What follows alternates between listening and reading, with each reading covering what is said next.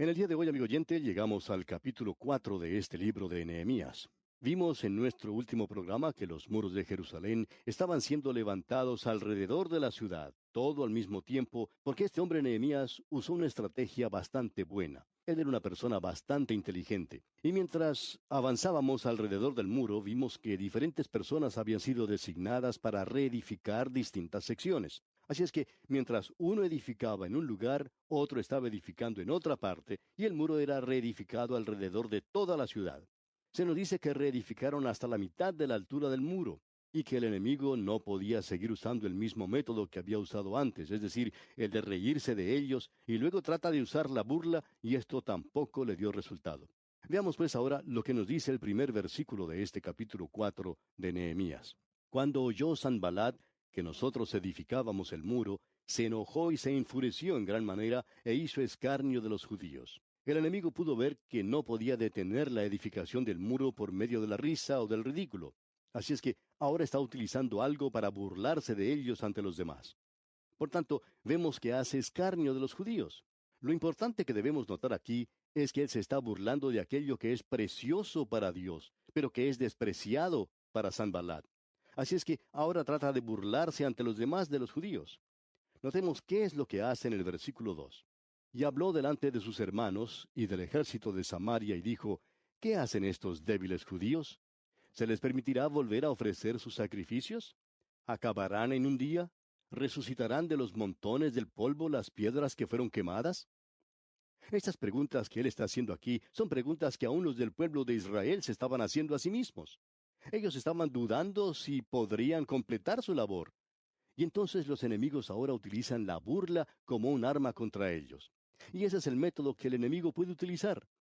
¿Qué es lo que va a hacer este hombre? Bien, después de hacer estas preguntas, otro de los enemigos, Tobías el amonita, que es una de esas personas que siempre están tratando de decir chistes o agudezas, entra en acción. Él se presenta haciendo unas declaraciones sarcásticas y que quizás sean un poco humorísticas. Veamos el versículo 3.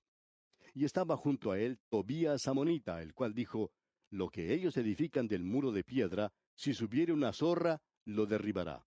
Ahora, la zorra es un animal que camina de una manera muy liviana, ágil y ligera. Usted sabe que una zorra puede caminar sobre la tierra y no dejar una huella muy profunda. Puede subirse a una pared y no dejar ninguna marca en ella. De modo que Tobías está usando esto para burlarse de los judíos. Él está diciendo, lo que ellos edifican del muro de piedras, si subiere una zorra, lo derribará. Él está indicando que la obra de ellos es nada más que un muro muy débil. Después de todo, eran los plateros y los farmacéuticos los que estaban edificando el muro, y aún las mujeres. Por tanto, ellos se burlan de los judíos de esa manera. Y estamos seguros que esto desanimaba a la gente. ¿Qué es lo que Nehemías va a hacer entonces? Bueno, él recurre a algo que está al alcance de todos nosotros. Él recurre a la oración. Leamos lo que ocurre aquí en los versículos 4 y 5 de este capítulo 4 de Nehemías. Oye, oh Dios nuestro, que somos objeto de su menosprecio, y vuelve el baldón de ellos sobre su cabeza, y entrégalos por despojo en la tierra de su cautiverio. No cubra su iniquidad, ni su pecado sea borrado delante de ti, porque se airaron contra los que edificaban. Es importante notar aquí que estas personas eran los enemigos de los judíos, pero también eran los enemigos de Dios. Y la oración que Nehemías hace aquí es una oración bajo la ley. Bajo la ley ellos tenían el derecho de pedir justicia. Ellos están pidiendo aquí que un juicio justo caiga sobre sus enemigos, y Dios tiene interés en hacer eso, amigo oyente. Eso nunca ha cambiado. Pero el Señor Jesucristo ha cambiado eso para aquellos que son creyentes en Él en el día de hoy.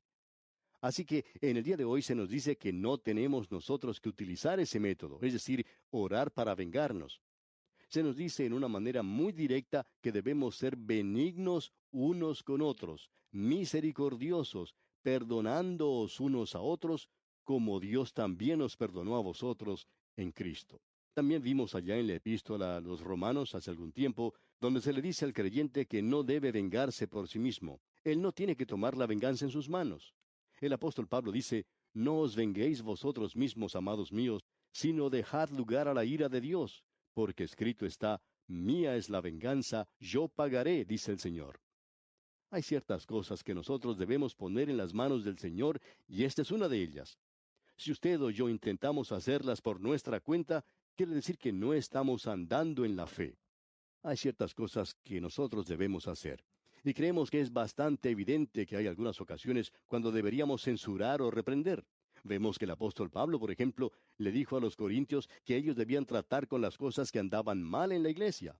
Y Pablo, al escribirle a un joven predicador, a Timoteo, lo último que le dice es que prediques la palabra, que instes a tiempo y fuera de tiempo, redarguye, reprende, exhorta con toda paciencia y doctrina. Él dice redarguye, que quiere decir convencer de culpa o delito. Reprende, que quiere decir amenazar o advertir. Y también dice exhorta, y esto quiere decir consolar. Y el Hijo de Dios tiene que usar la espada del Señor, que es la palabra de Dios. La espada necesita ser clavada en las cosas que son corruptas y malas en nuestras vidas, pero también necesitamos aplicar el bálsamo a un corazón quebrantado. Hay veces cuando nosotros debemos reprochar o redarguir, como nos indica Pablo. Que Dios ayude al predicador que en estos días presentes no está siendo fiel en cuanto a estos asuntos. Estamos viviendo en días cuando la gente no quiere escuchar nada de cosas como estas. Ellos solo desean escuchar mensajes elocuentes y floridos, pero que en realidad no son nada y que no tratan con el pecado que existe en sus vidas, así como con la indiferencia que existe en ellos. Como resultado de eso, en nuestros días hay muchas iglesias llamadas bíblicas que no tienen nada en el mundo sino aquello que es dulce. Hay muchas porciones de las Escrituras que son dulces, pero hay muchas partes también que son amargas, agrias. Y esta gente no escucha nunca nada de esas partes, y como resultado hay muchas personas que piensan que esa clase de cosas, pues, no se deben decir. Pero bajo la ley, amigo oyente, esta gente aquí podía orar. Ese era el único recurso que ellos tenían. Ellos le pidieron en este caso que se hiciera justicia. Y bajo la ley era lo que podían hacer. Estos hombres eran los enemigos de Dios y también eran los enemigos del pueblo de Israel. Ahora, ¿qué es lo que van a hacer después de la oración? Es maravilloso poder sentarse en los lugares celestiales en Cristo Jesús, pero también se nos dice que debemos andar dignamente en esta tierra. La vida cristiana es un andar, y también se nos dice que es una lucha y que nosotros debemos ponernos toda la armadura de Dios. Lo que queremos ver ahora es lo que pasó después de la oración. Leamos entonces el versículo 6 de este capítulo 4 de Nehemías. Edificamos pues el muro, y toda la muralla fue terminada hasta la mitad de su altura, porque el pueblo tuvo ánimo para trabajar. El pueblo se entrega completamente a esto y continúan la reedificación del muro. Así que la oposición de los enemigos que se burlaban es superada por la gente. Ahora el enemigo se va a dirigir hacia otra dirección. Se da cuenta que esto no da resultado, por tanto, busca hacer algo nuevo. Utilizará otra táctica diferente. Y veamos lo que dice aquí el versículo 7 de este capítulo 4 de Nehemías. Pero aconteció que oyendo Sanballat y Tobías y los árabes, los amonitas y los de Asdod, que los muros de Jerusalén eran reparados, porque ya los portillos comenzaban a ser cerrados, se encolerizaron mucho. Esto realmente hizo enojar al enemigo porque pudo observar que las burlas y las risas a los que estaban trabajando no habían detenido a esta gente, no los habían apartado de la tarea que tenían y continuaban adelante. Como resultado, entonces, intentan hacer otra cosa. Ahora leamos el versículo 8 y la primera parte del versículo 9. Dice, y conspiraron todos a una para venir a atacar a Jerusalén y hacerle daño. Entonces oramos a nuestro Dios. Y aquí nuevamente tenemos a este hombre utilizando la oración como su recurso y como su fuente de ayuda. El lema es cuidar y orar. Notemos esto. Entonces oramos a nuestro Dios. ¿Qué otra cosa hicieron? Es maravilloso en nuestros días utilizar estas platitudes santas, podemos decir, cuando las apoyamos con algo más. Conocemos a muchas personas que hoy día pueden decir, oremos en cuanto a esto. ¿Ha oído usted alguna vez que le han dado una respuesta directa? Usted les pide que hagan algo y ellos le dicen que van a orar sobre el asunto. Bien, lo que queremos saber es, ¿qué va a hacer usted después de la oración? En cierta ocasión un pastor le pidió a un miembro de su iglesia que hiciera algo y este señor le contestó, bueno, voy a orar sobre el asunto. Y el pastor le dijo, un momento, si esa es su manera de decirme que no, entonces dígamelo directamente y así podré buscar a otra persona que lo haga. Pero no creo que sea necesario orar sobre un asunto como este. Usted lo puede hacer o no lo puede hacer. Lo quiere hacer o no lo quiere hacer. ¿Cuál de los dos es? Bueno, él no lo quería hacer, para decir la verdad. Estaba tratando de buscar una excusa y al darse cuenta el pastor, entonces le permitió buscar a otra persona para poder hacerlo.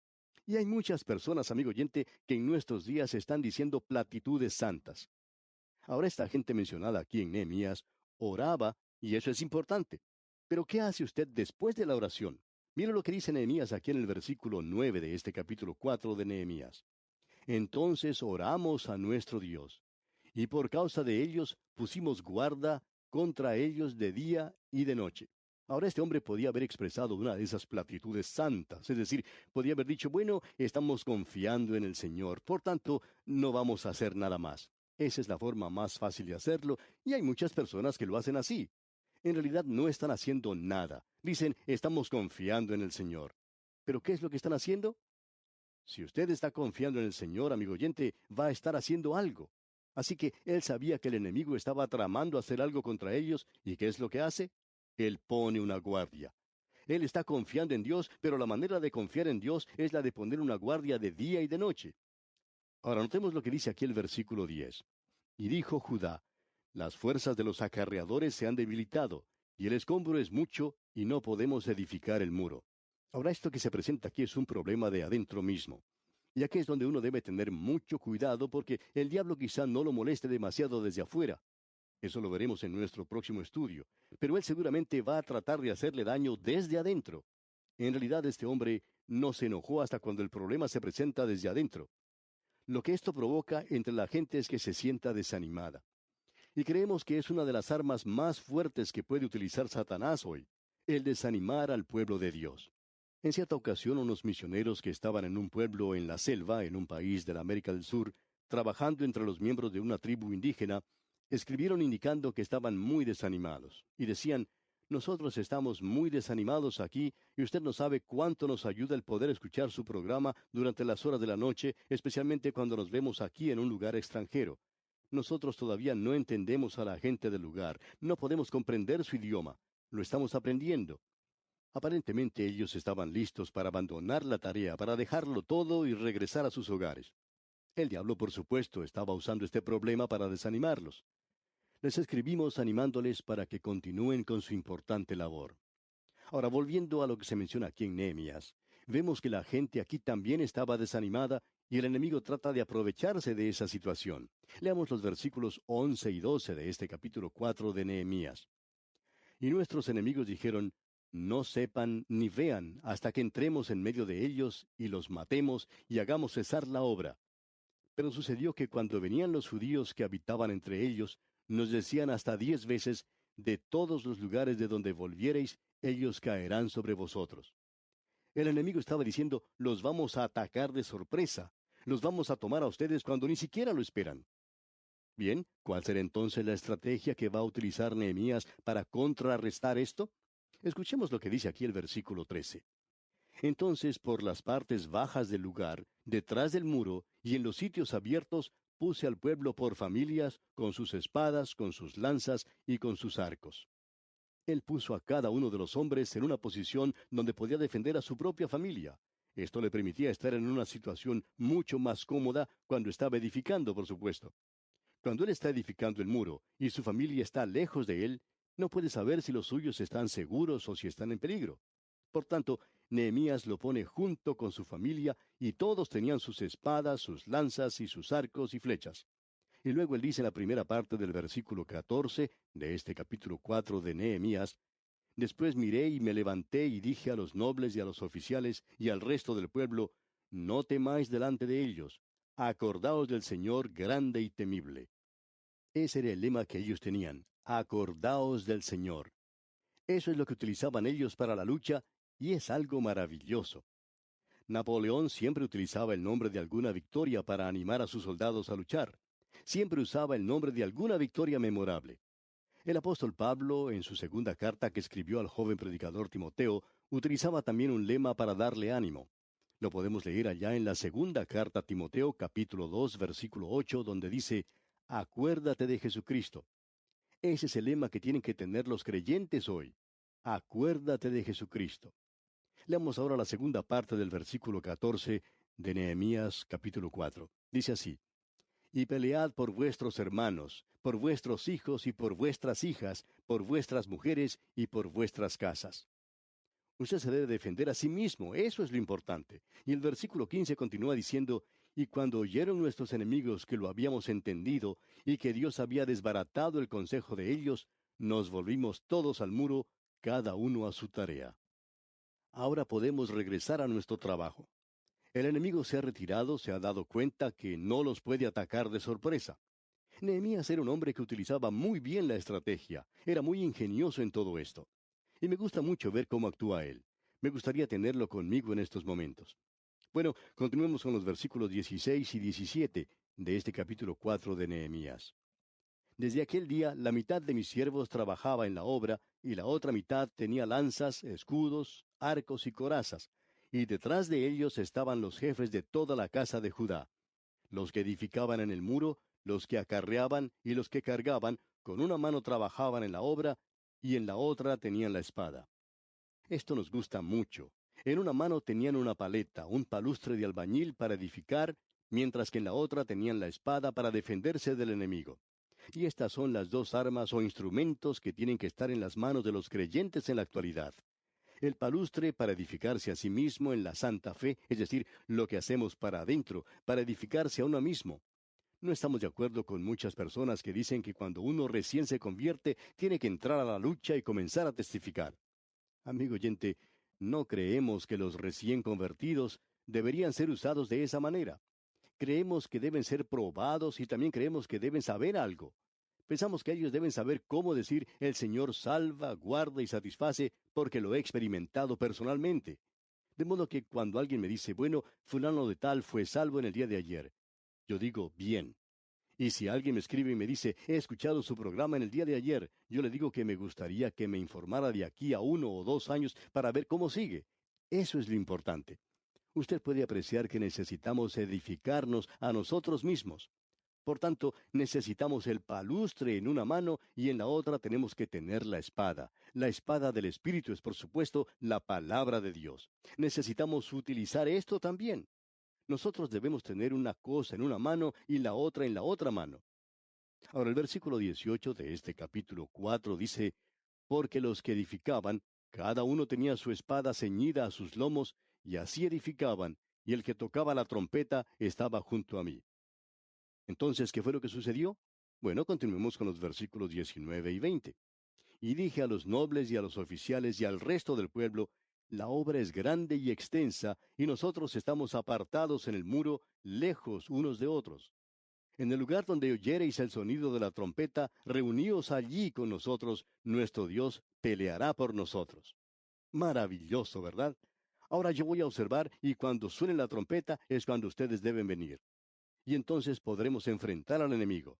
Luego dice Nehemías en el versículo 21, nosotros pues trabajábamos en la obra, y la mitad de ellos tenían lanzas desde la subida del alba hasta que salían las estrellas. No sabemos a qué sindicato pertenecían ellos, pero de seguro que trabajaban más de 8 horas diarias. Dice que trabajaban desde el alba hasta que salían las estrellas. Debemos darnos cuenta aquí que estas personas estaban muy cansadas en el trabajo, en la obra del Señor. Ahora en el versículo 22 dice, también dije entonces al pueblo, cada uno con su criado permanezca dentro de Jerusalén, y de noche sirvan de centinela y de día en la obra. Aquellos que habían llegado de lugares alejados, como los hombres de Jericó, debían permanecer allí cerca, porque Nehemías quería que estuvieran listos para servir de centinelas, de guardas en la noche. Y en el versículo 23 leemos, y ni yo, ni mis hermanos, ni mis jóvenes, ni la gente de guardia que me seguía, nos quitamos nuestro vestido. Cada uno se desnudaba solamente para bañarse. Y luego Nehemías indica que después de todo se daban un baño, y era la única ocasión en que se quitaban la ropa. De otra manera, nunca nos quitábamos nada para dormir, sino que permanecíamos siempre vestidos, dice. Estábamos siempre listos. Qué bueno es hoy estar siempre vestidos con toda la armadura de Dios. Es algo maravilloso, amigo oyente. Ahora usted puede ver que en la Biblia hay un poco de humor. Aún en una crisis como esta que estamos observando, el Señor pone algo humorístico aquí. Y vamos a detenernos aquí porque nuestro tiempo ha concluido ya. Continuaremos Dios mediante en nuestro próximo programa. Contamos, pues, con su siempre amable sintonía. Hasta entonces, amigo oyente, que las bendiciones del Señor reposen siempre en su vida es nuestra ferviente oración.